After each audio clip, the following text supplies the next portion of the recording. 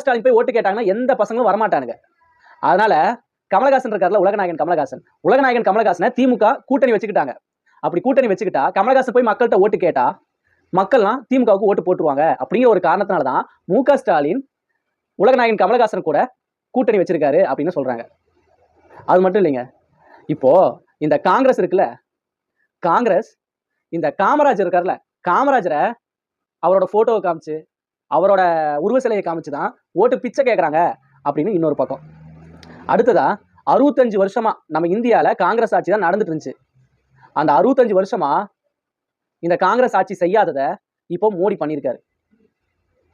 ஒன்றும் இல்லை, இப்போ நம்ம உலக நாடுகளை பட்டியல் எடுத்து பார்த்தீங்கன்னா, அதாவது பாஜக ஆட்சிக்கு வரதுக்கு முன்னால கடைசி 5 இடத்துல தான் இந்தியா இருந்துச்சு.